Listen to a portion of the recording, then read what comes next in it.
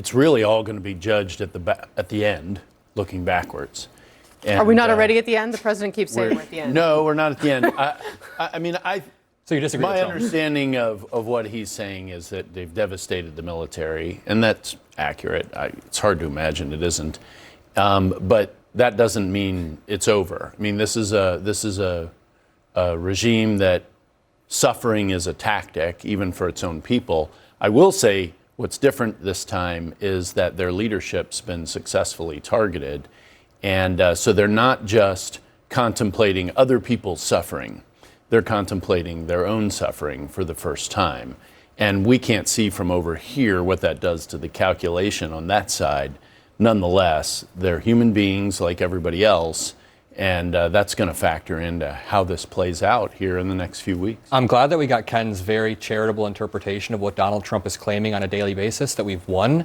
But the reality is, what the president is saying is incongruent with what's happening on the ground, and that's the scary part here. There are two separate conversations that are happening when we're doing these debates. There's a conversation that you guys are having, which is just whatever the administration says on any given day. One day we've won, the next day there's negotiations, the next day we've won again. But there's the actual on-the-ground reality that we are mobilizing thousands of troops to the Middle East. We are asking for $200 billion for this war. And I don't know, what are we getting for this? 86-year-old Khamenei was replaced with his 30-year younger son, who's more radical, more extreme, is purging moderates. Can anyone tell me what we've gotten for this? Well, I think that one question I would posit here is to you, Scott, and this is what James Mattis had to say, okay? Mad Dog Mattis, right? Very well respected Marine Corps general, former Trump defense secretary. He says this: Iran right now, if we declared victory, they'd say they own the strait. You'd see attacks for every ship that goes through. We're in a tough spot. Ladies and gentlemen, I can't identify a lot of options. I know we've talked here, and I think one of the responses to what you just laid out is that the Iranians have funded bad actors across the region for many decades. Many presidents in both parties have talked about how bad this regime is. But Scott, the challenge is, okay, we've done this. We seem to have underestimated their capabilities with drones, their willingness to dig in, the ways that they've attacked their allies. And now Jim Mattis is saying he can't see a good way out. Can you?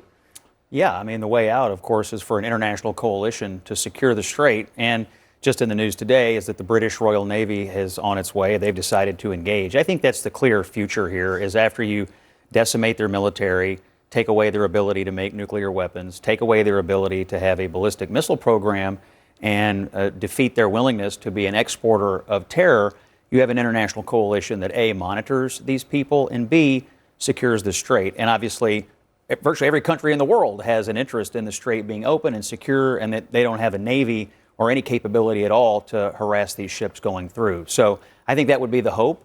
And I think what the president said is true. We have decimated their military capabilities. We've destroyed nearly all of their navy.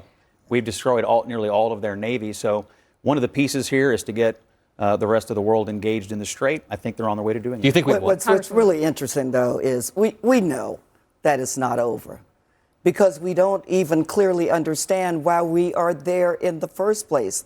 The mission was never really clear. The president said 9 months ago that he obliterated Iran's capabilities to obtain a nuclear weapon.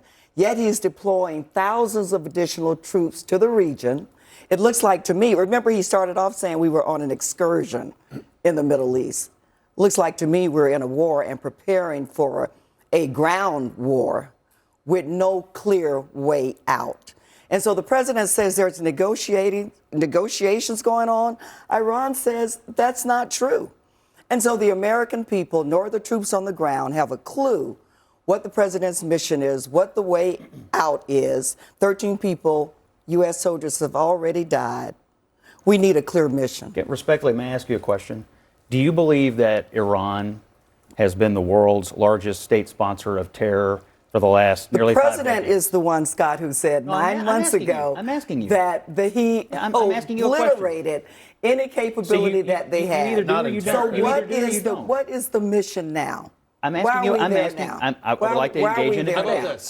I think the president. I'd like to ask you. We're having a debate, so I'm asking you a question. Do you believe Iran is a state supporter? An explanation for why it's okay to send our sons and daughters yelling is not an answer. into a war. Yelling is not an answer. So where 13 because people have died. because you're You're not sending additional ones. because you're not and Nobody's yelling right now. because you're No because you're one- no because you're one not is. prepared for this debate. Let me tell you what the objectives are. Number one, they are the world's largest state supporter and exporter of terrorism. Number two, they have a ballistic missile program, which we found out this past weekend can reach most of Europe.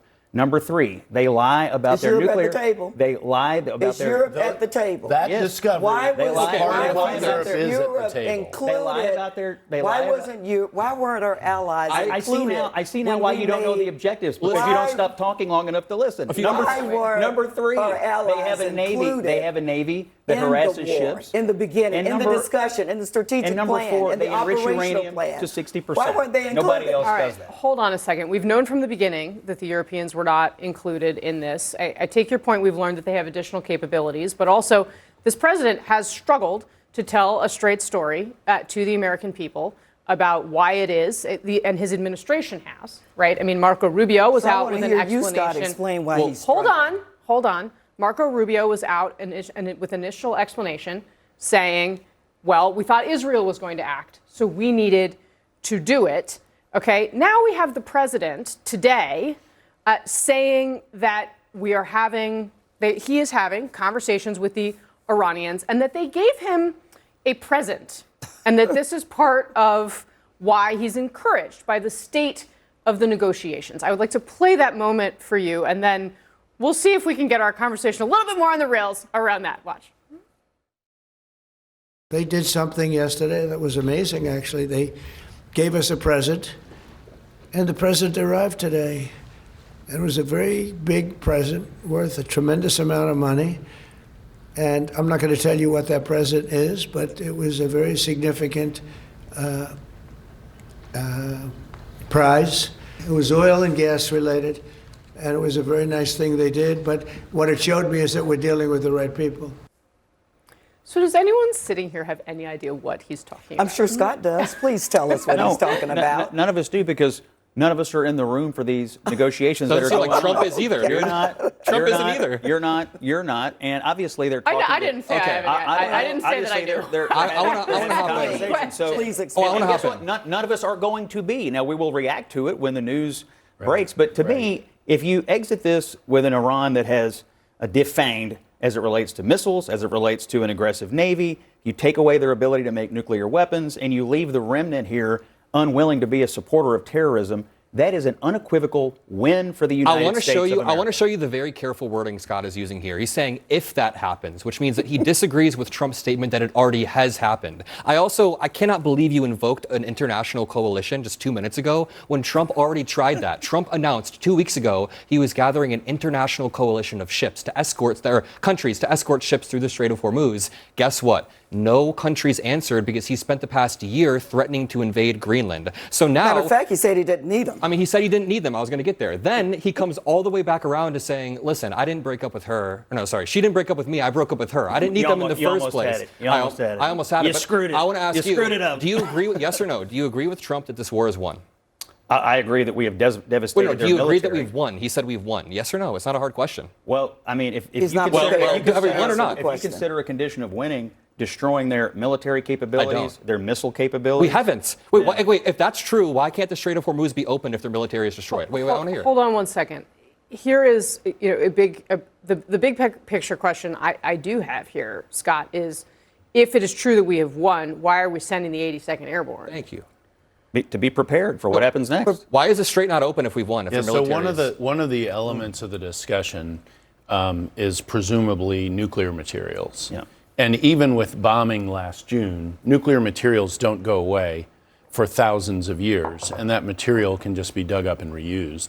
So one of the, really, to me, the only reasonable basis to put our folks in Iran is to recover materials after an agreement has been achieved. Would you support that, putting American boots on the ground to recover after nuclear an agreement material? has been achieved to recover materials? Yes. Wait, So not as combat troops. Wait, You're correct. saying under some Correct. sort Would of you agreement. support it, Scott?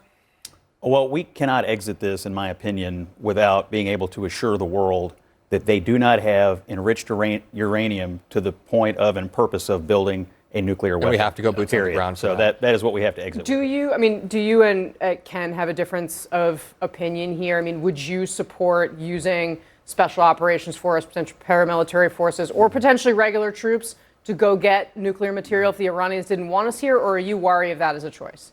Well, I'm wary of it, of course. Anytime you have people in harm's way, you have to be leery of it. But Yeah. I guess I'm not, and none of us here are in a position to know what is the status of the conversations between us and who we're talking with in Iran. Also, what is Israel planning to do? Also, what are we hearing from our partners in the other Gulf states? I think there's a lot of variables that we're frankly not in a position to know enough to answer that question. But yes, of course, anytime American troops are in harm's way, you worry and you pray. And we have the greatest military in the world and we have the greatest troops in the world, but it would be quite dangerous. And hopefully, as Ken said, you would get to a point where they say, Uncle, come get the enriched uranium.